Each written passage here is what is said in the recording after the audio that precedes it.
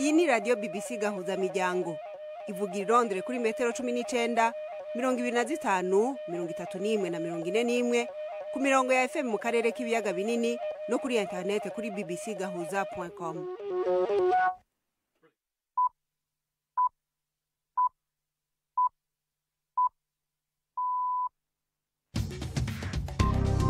Uni isaha 10 n'igice ku isaha mpuzamakungu ya GMT, isaha 12 n'igice mu Rwanda no mu Burundi, muri kumwe na Florentine Kwizera. Ndabaramukije kandi ndabahaye ikaze mwese abakunzi ba BBC gahuza miryango. Turi kuwa mbere itariki 11 z'ukwezi kwa 12 muri 2023. Izi ni zimwe mu ngingo zigize ikiganiro cacu. Ingabo z'u Burundi zagiye gufasha mu rwego rw'ingabo za Afrika y'ubuseruko mu guhagararira umugambi wo kugarukana amahoro mu buseruko bwa Repubulika ya Demokarasi ya Congo, zaraye zitashe ziciye ku kibuga c'indege ca Goma. Imburano mu rubanza rw'abanyarwanda babiri zari gusozegwa uno munsi mu Birigi ntizabaye zikirangira biturutse ku bugwayi bw'umwe mu bunganira baregwa. Turumva mu kanya uko vyagenze. Inteko z'ishirahamwe mpuzamakungu zari mu butumwa bwo kugarura amahoro muri Mali zarangije ku mugaragaro ico gikorwa cari kimaze imyaka 10. Kuba ishamba rya Nyungwe ryarashizwe ku rutonde rw'ibibanza ndangamurage bikingiwe ku rwego rw'isi ngo bishobora kuzana karusho mu bukerarugendo n'ibinyabuzima, ariko ubundi ni iki catumye iryo shamba rija mu gitigiri c'ibibanza ndangamurage bikingiye? Harimo urusobe rw'inyabuzima byinshi cyane, ibyinshi bitaboneka n'ahandi. Ugomba kwerekana ko aho hantu turamutse tuhatakaje, isi yose izaba itakaje umurage. Tubafitiye n'amakuru y'inkino muri iki kiganiro gihagarikiwe na Prudence Ngiyumva.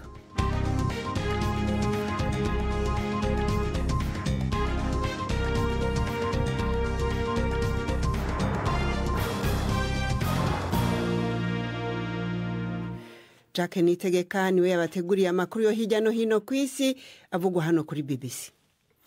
Ishami ry'umuryango w'abibumbye ryita ku kirere ryashyize ahagaragara umushinga waryo w'amasezerano yizera ko hazagerwaho mu nama mpuzamahanga kuhindagurika ry'ikirere izwi ku izina rya COP28 ibera i Dubai. Ubuyobozi bw'iyo nama bwashimye uwo mushinga bufata nk'intambwe ikomeye itewe, ariko Climate Action Network, itsinda ryibumbiyemo imiryango yita ku kirere itegamiye kuri leta igera ku bihumbi 200 ryawamaganye rivuga ko ari ugusubira inyuma, naho ibihugu bito bigizwe n'ibirwa byavuze ko ijwi ryabyo ritumvishwe. Inyandiko y'uwo mushinga w'amasezerano ikubiyemo ibikorwa bitandukanye byafatwa n'ibihugu kugira ngo bigabanye ibyuka bihumanya ikirere, ariko ntaho ivuga ku bijyanye no guhagarika gukoresha ingufu zituruka ku masoko ashira. Abakora ibikomoka kuri peteroli benshi bari muri iyo nama, Arabia Saudite, banze icyifuzo cyo guhagarika gukoresha bene izo ngufu. Urukiko rw'ikirenga rwo mu Buhindi rwemeje ko icyemezo cya guverinoma kitavugwaho rumwe yafashe hashize imyaka 4 cyo kuvanaho imitegekere y'akarere ka Kashmir kayobowe n'Ubuhindi gifite ishingiro. Muri uwo mwanzuro udasanzwe, urukiko rwavuze ko ubwigenge bw'igice bwahawe ako karere nyuma y'ubwigenge bw'Ubuhindi bwari ubw'igihe gitoya. Ni inkuru ya Anbarasan Etirajan mugezwaho na Prime Ndikumagenge. Abacamanza bavuze yuko ico gihagararo c'ubwigenge bucagatiye bw'intara ya Kashmir twabwa n'Ubuhindi yari ingingo y'ifata kibanza yo mwibwirizwa shingiro yashobora kuvanwaho n'inama nshingamateka. Abacamanza basavye kandi leta gushira Kashmir ku murongo w'izindi ntara zigize ico gihugu hanyuma habe y'amatora imbere y'ukwezi kw'icenda mu mwaka uza. Iyo ngingo ya sentare ibonwa nk'iyije gutera intege umushikiranganje wa mbere Narendra Modi imbere y'uko haba amatora rusangi ategekanijwe mu kwezi kwa gatanu. Yavuze ko iyo ngingo y'abacamanza ari imboneka rimwe, ariko abanyapolitiki bo muri Kashmir bavuze yuko yabababaje. Imbere y'imyaka 4 iheze, iyo ntara ya Kashmir yiganjemwo aba-Islam yari yemerewe kwandika ibwirizwa shingiro ryayo no kubuza abahindi batayivukamwo guhagura amatungo. Leta y'umugambwe ushira imbere cyane ivy'igihugu BJP mu bihumbi 2019 yarafuse ubwo burenganzira budasanzwe icigabura iyo ntara mu bice bibiri bisangiye ubutegetsi rusangi. Minisitiri w'intebe w'Ubwongereza Rishi Sunak yashyigikiye igikorwa cye cyo guhamagarira abantu kwitabira gufungura mu maresitora mu gihe igihugu havugwaga icyorezo cy'indwara ya COVID-19. Abanenga icyo gikorwa bavuga ko cyatumye ubwandu bwiyongera. Yabwiye akanama gakora iperereza ku kuntu leta yitwaye muri icyo cyorezo ko abajyanama bakuru ba leta mu bijyanye na siyansi n'ubuvuzi batigeze babyamagana akibitangaza. Bwana Sunak wari minisitiri w'imari icyo gihe muri 2020 yongeyeho ko icyo gikorwa cyatumye abantu babarirwa muri za miliyoni batatakaza akazi kabo mu rwego rw'ubucuruzi bwo kwakira abantu. Umuryango w'abibumbye washoje ku mugaragaro ubutumwa wari warohejemo ingabo zawo muri Mali bwari bumaze imyaka 10. Ubutumwa buzwi ku izina rya MINUSMA, ibendera rya ONU ku cyicaro cya MINUSMA, rikaba rero ryamanuwe i Bamako kare uyu munsi. Uwo muhango wabaye ikimenyetso cya nyuma cyo kwerekana ku mugaragaro ko ubu butumwa burangiye, nubwo hari ibikorwa bya nyuma bitararangira birimo guha abayobozi ibikoresho bisigaye. Ibyo nabyo bikaba bizakorwa mu kwezi gutaha kwa mbere. Mu kwezi kwa gatandatu abasirikare bari ku butegetsi muri Mali basabye ko ingabo za ONU ziva mu gihugu. Abakozi ba MINUSMA barenga ibihumbi 10 bavuye muri Mali ku bihumbi 14 bari bagize uwo mutwe. Ibikorwa by'urugomo by'intagondwa zigendera ku matwara akaze y'idini ya Isilamu byakwirakwiye mu gihugu mbere yo kwadukira Burkina Faso na Niger bituranye. Imirwano ikomeye irakomeje hagati y'ingabo za Israeli n'abarwanyi ba Hamas mu ntara ya Gaza. Hamaze gupfa abasirikare 101 ba Israeli n'abanyepalestina bagera ku bihumbi 18 nk'uko byerekanwa n'imibare iheruka gutangazwa.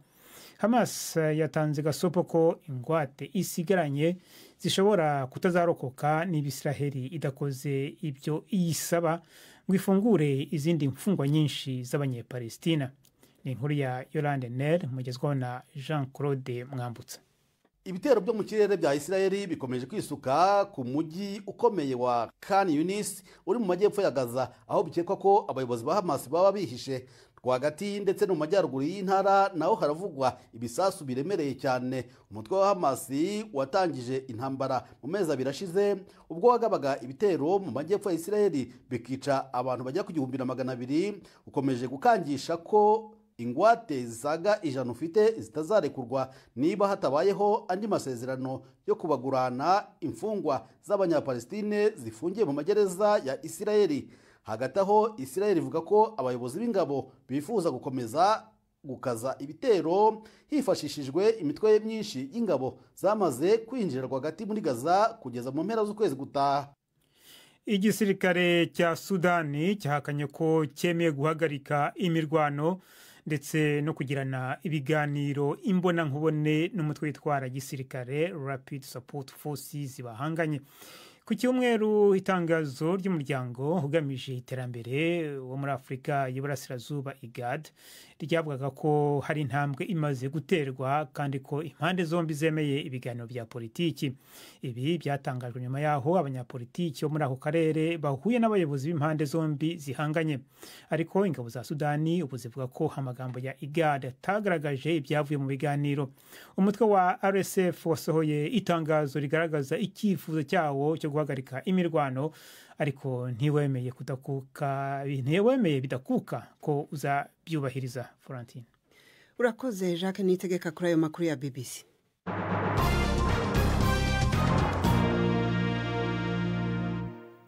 Yarahejeje kubibabwira Jacques Mukanya yuko inteko zicira hamwe mpuzamakungu zari mu butumwa bwo gufasha kugarura amahoro muri Mali zizwi nka MINUSMA zasozereye ubwo butumwa ku mugaragaro uno munsi. Ibendera rya ONU ryari rimanitse ku cicaro gikuru ca MINUSMA mu mugwa mukuru Bamako, ryamanuwe mu gatondo k'uyu munsi nk'ikimenyetso c'ibirori vyo gusozera ubwo butumwa bwari bumaze imyaka 10.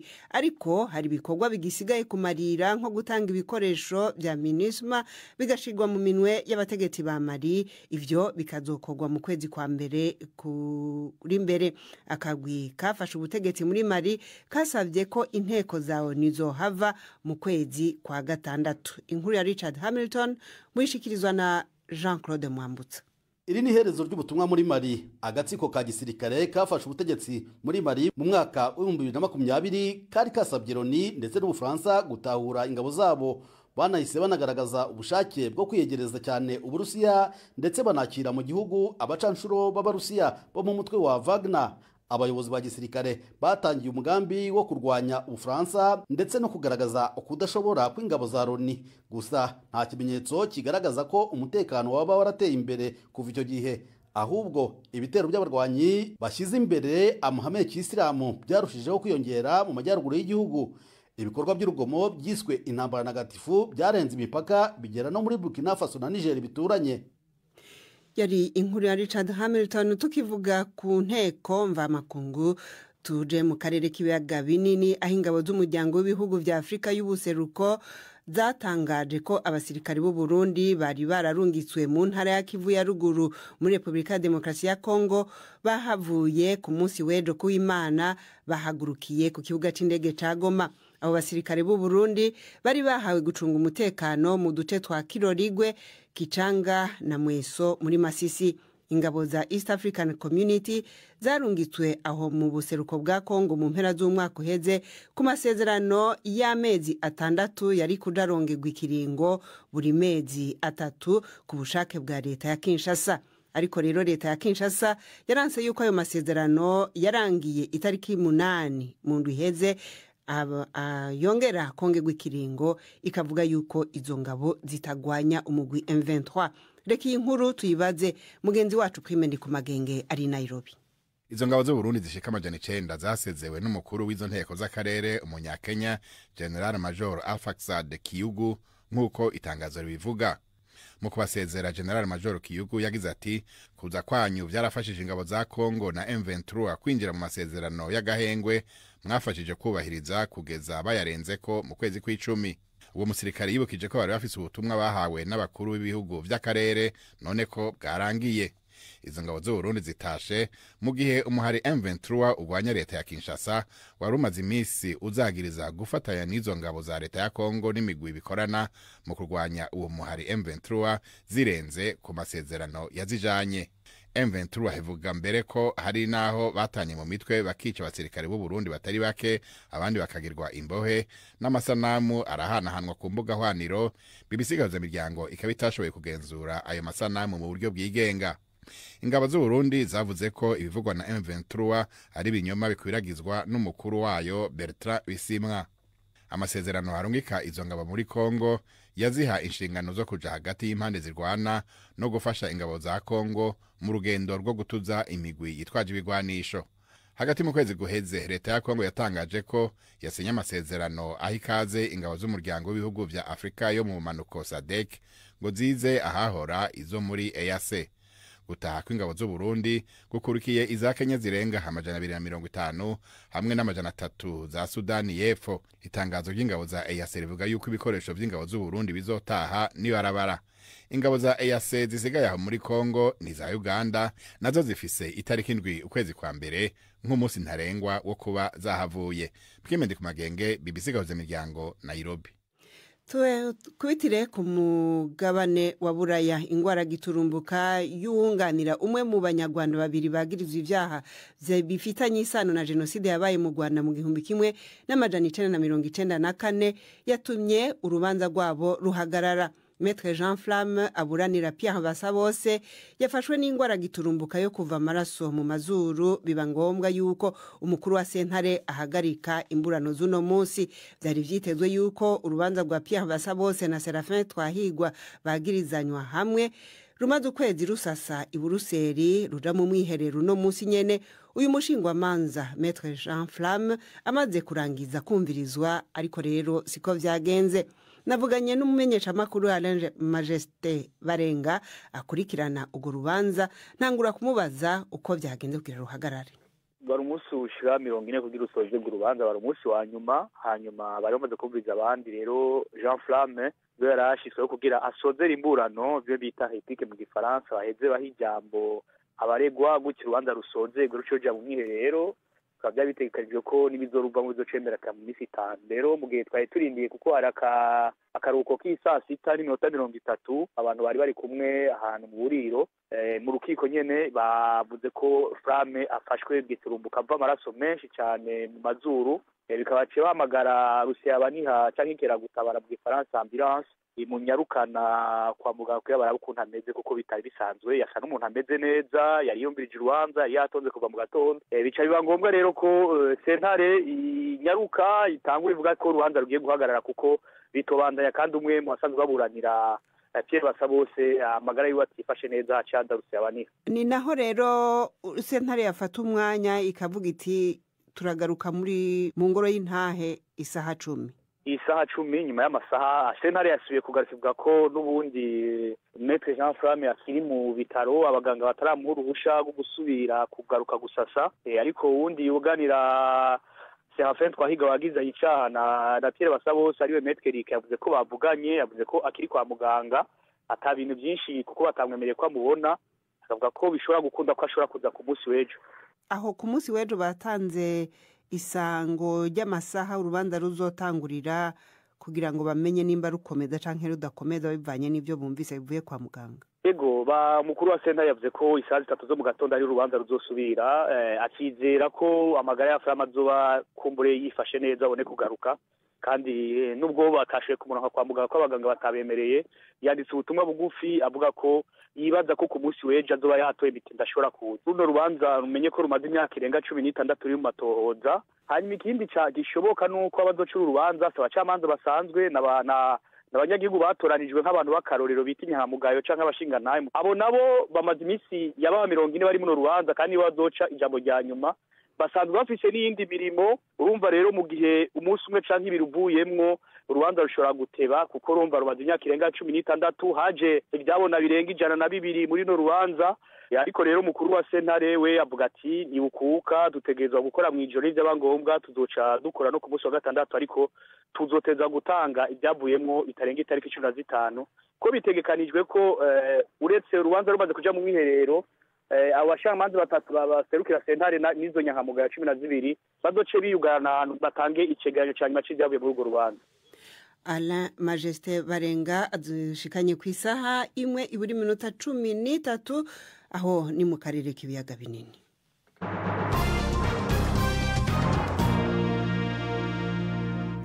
Turakomeza n'ikiganiro cha BBC gahuza miryango dusubire mu Rwanda. Abahinga mu bushakashatsi n'abahinga mu kubungabunga ibidukikije muri ico gihugu bavuga yuko kuba ishamba rikingiye rya Nyungwe byarashizwe ku rutonde rw'ibibanza by'umurage w'isi na UNESCO ari kimenyetso ciyongera ku bindi bigaragaza yuko u Rwanda rushishikaye mu gukingira ibidukikije.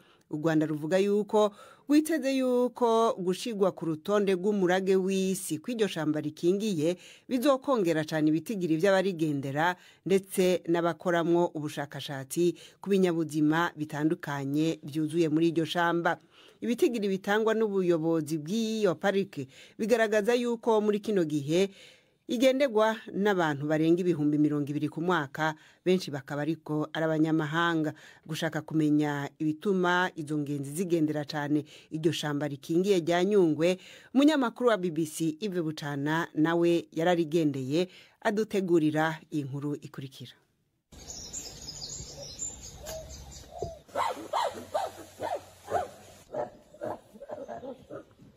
Mw'ishyamba rya parike ya Nyungwe burakeye, mu rusobe rw'ibiti birebire cyane by'inzitane, maguge zizwi nka chimpanzee zirava mu byari byazo zijya gushaka ibyo kurya. It's a monkey that is going through. pariki ya Nyungwe ni imwe mu mashyamba kimeza ya kera muri Afurika, rikungahaye ku bisabantu n'ibinyabuzima bifitemo amoko asaga 1000 n'ay'ibimera ari mu majana. Urutonde rw'ibikurura abantu ni rurerure, harimo amasumo y'amazi n'ikiraro kireremba hejuru y'ibiti kizwi nka kanopi. Mpahuriye na Soren ari kumwe na Yushan baturutse mu gihugu cy'Ubwongereza. Soren ati, twinjiye rero mu rugendo rwo hejuru kuri kanopi. Ni ukuri ndanezerewe. Twize byinshi ku byerekeye ubwoko butandukanye bw'ibiti n'inyamaswa zirimo hano. Reka dusoze iyi kanopi. Murayibona ko turangije igice kimwe cyayo cya metero 100. Ni byiza cyane kandi ndabizi neza ko dufite byinshi byiza byo kubona. Nawe Yushana aragira ati, kugenda kuri kanopi bisa nkaho bitoroshye, ariko iyo ugendeyeho wumva ko nawe uri umwe muri runo rusobe rw'ibinyabuzima. Nabonye mu gitabo ko ari nko kugenda mu kirere gikikijwe n'ibintu by'umwimerere. Ni ibintu byiza cyane.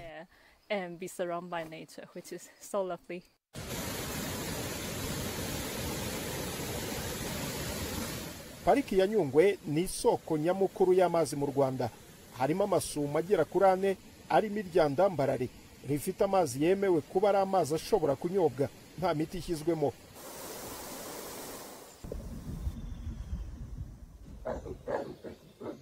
Mu moko anyuranye y'ibisabantu ari muri iri shyamba rya Nyungwe, chimpanzee zizwi nk'impundu nizo zisurwa cyane na ba mukerarugendo. Mugabo Jean Pierre niwe twazengurukanye dushakisha aho twabona chimpanzee. Chimpanzee zifite umwihariko aho zenda kumera nk'abantu kuko zurubahana, intoya zubaye inkuru. Rimwe na rimwe chimpanzee iyo yakoze ikintu kitari cyiza zizi kwicuza. Kandi ikintu chimpanzee ni inyamaswa zigira amarangamutima. Rimwe na rimwe wabona chimpanzee zisomana, zikinana, ni ibintu bisanzwe. Nyungwe kera yafatwaga nk'ishyamba risanzwe nk'andi yose mu Rwanda. Kuva 2004 nibwo yashyizwe ku rutonde rwa pariki z'igihugu. Umushakashatsi akaba n'impuguke mu kurinda ibidukikije Sam Kanyamibwa avuga ko pariki ya Nyungwe gushyirwa mu murage w'isi ari uko ifite umwihariko utasanga ahandi. Harimo urusobe rw'inyabuzima byinshi cyane, ibyinshi bitaboneka n'ahandi. Ugomba kwerekana ko aho hantu turamutse tuhatakaje, isi yose izaba itakaje umurage. Igikorwa cyo kwandikisha ishyamba rya Nyungwe mu murage w'isi cyatwaye imyaka 2 kuri leta y'u Rwanda. Iyi ni intambwe ikomeye mu kuzamura urwego rw'ubukerarugendo. Yves Bucyana, BBC Gahuza Miryango muri Nyungwe.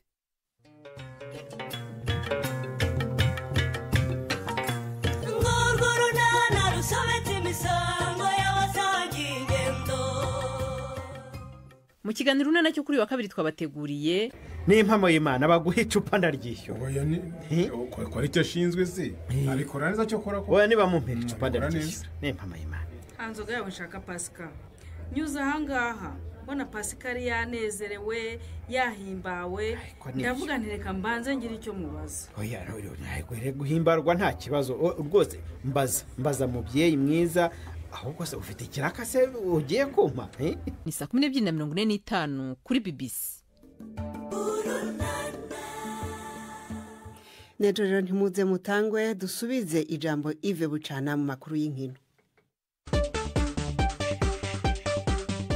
Ndabashuje abateze amatwi BBC amakuru y'imikino nyahere mu Rwanda mu mupira w'amaguru shampiyona y'igihugu mu mpera z'icyumweru yari ku munsi wayo wa 14. Ikipe ya AS Kigali yatsinze Rayon Sport ibitego 2-1 iva mu myanya yo kumanuka ijya mu cyiciro cya kabiri igera ku mwanya wa 13 mu makipe 16 agize shampiyona icyiciro cya mbere. Gasogi United yakiriye Mukura itsinda ibitego 4-2 ni mu gihe Musanze yanyagiye Marine ibitego 4-0. APR FC iracyayoboye urutonde rw'agateganyo n'amanota 30 ikurikiwe na Musanze ifite amanota 29. ahandi muri Afurika ikipe y'igihugu ya Uganda niyo yatwaye igikombe cya Sekafa y'abatarengeje imyaka 18 yaberaga mu gihugu cya Kenya. Uganda yatwaye icyo gikombe itsinze Kenya ku mukino wa nyuma ibitego 2-1. Umwanya wa gatatu ikipe ya Tanzania yawegukanye itsinze u Rwanda ibitego 3-1. Umutoza w'Amavubi mato Kayiranga Batista ati dore icyatumye dutsindwa. Usanga adversaire dutsinda tuba tuhagaze neza tukagerageza guhagarara neza mu kibuga, ariko ntago biba bihagije byonyine kuko adversaire we ibyo arabivanga, ahagarara neza mu kibuga ariko akagira n'imbaraga n'uburyo bwo gushaka ibitego n'uburyo bwo kuzibira. Ubona ko hari ibintu abana bakora ukabona ko ntacyo wabasaba kirenze bikabarenga, ukabona ko ikintu kimurenze nka koca rero amupushinga gusa, ariko ukuru ubu kubona nk'umuntu wakinnye umupira ukanawutoza. Rero abakinnyi bacu no kubongera amarushanwa mu gihugu, hanyuma n'igihe cyo kubategura kikaba gihagije. Tujye mu Bwongereza. Urutonde rw'agateganyo rw'uko amakipe akurikirana rwahindutse nyuma y'imikino yabaye mu mpera z'icyumweru. Liverpool niyo iyoboye, Arsenal, Manchester United na Chelsea zaratsinzwe. Byinshi kuri iyi shampiyona tubibaze Prudence Ngyumva. Chelsea yaboneye ishyani Goodison Park itsindwa na Everton 2-0, birimo n'icya Lewis Dobin, ingimbi y'imyaka 20 gusa yaje mu kibuga isimbura. With the delivery punched away only as far as Dobin.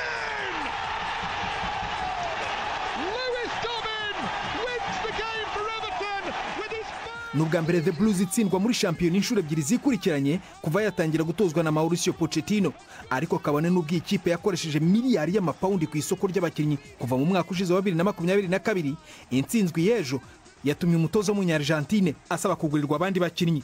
Manchester City yiyushya kuya yirinda igisebo cyo gutungurwa na Luton Town itsinda 2-1, nyamara yari yabanje kwinjizwa igitego cyatsinzwe na Elijah Adebayo mu masegonda ya nyuma y'igice cya mbere.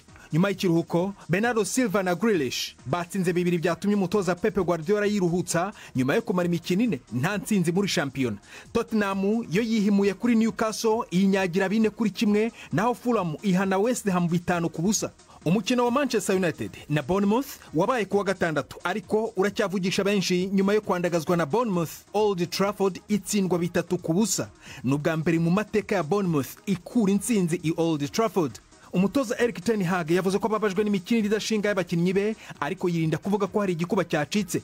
Bishobora guhinduka ejo kuwa kabiri, ariko Manchester United iramutse isezerewe mu irushanwa rya Champions League. Arsenal yo yatsikiriye Villa Park itsindwa 1-0 na Aston Villa, naho Liverpool ikura amanota 3 i Selhurst Park itsinze Crystal Palace 2-1. Intsinzi yanatumye Liverpool isimbura Arsenal ku rutonde rw'agateganyo rwa shampiyona n'amanota 37, ikabirusha The Gunners inota 1. Urakoze cyane Prudence. Hagati aho umutoza wa Manchester City Pep Guardiola aratangaza ko yifuza ko rutahizamu we Erling Haaland yazaba yakize ku mukino wa mbere w'igikombe cy'isi cy'amakipe tariki 19 z'uku kwezi. Uyu mukinnyi w'umunyanorvege yatangiye imikino 15 yose y'ikipe ya Manchester City kuva shampiyona yatangira.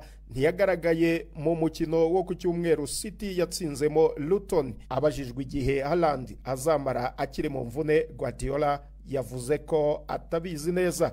Ahandi ku mugabane w'Uburayi ikipe ya Bayern Munich kuwa gatandatu yanyagiwe na Frankfurt imvura y'ibitego 5-1 muri shampiyona y'Ubudage, ubu iyobowe na Leverkusen yo yarayinganyije na Stuttgart igitego 1-1, ikabirusha Bayern Munich amanota 2. Muri Espagne ikipe ya Girona yarayikoza gashya yiherera na Barcelona iyishota ibitego 4-2 iyisanze ku kibuga cyayo cya Nou Camp. Ibi byatumye Girona isubira ku mwanya wa mbere wa shampiyona ishyiramo intera y'amanota 2 hagati yayo na Real Madrid yo yanganyije 1-1 na Real Betis kuwa gatandatu. Soreze muri tennis, umukinnyi Nick Kyrgios yatangaje ko atazitabira irushanwa rya Australian Open mu kwezi kwa mbere kubera imvune. Uyu mukinnyi wa tennis w'imyaka 28 y'amavuko uyu mwaka nta rushanwa yigeze yitabira mu marushanwa ne yose akaze ku mpamvu z'imvune zitandukanye zimwugarije. Ayo nari nabateguriye y'imikino nahanye soreje. Mwakoze cyane kudutega amatwi. Gendi Yves Bucyana.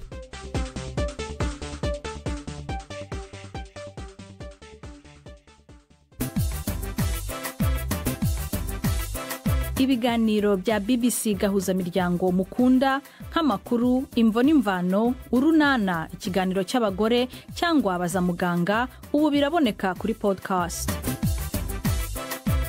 jya kuri bbc.gahuza.com maze ushake ahari podcast. Amakuru yose y'uko podcast ikora n'uko wayishyira muri telefone yawe byose urabihasanga.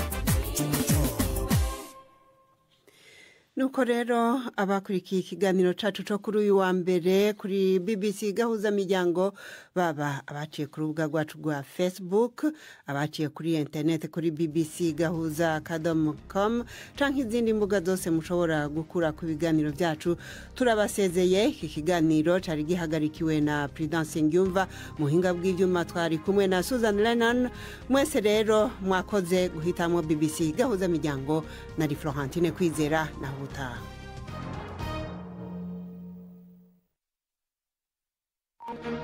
Thank you.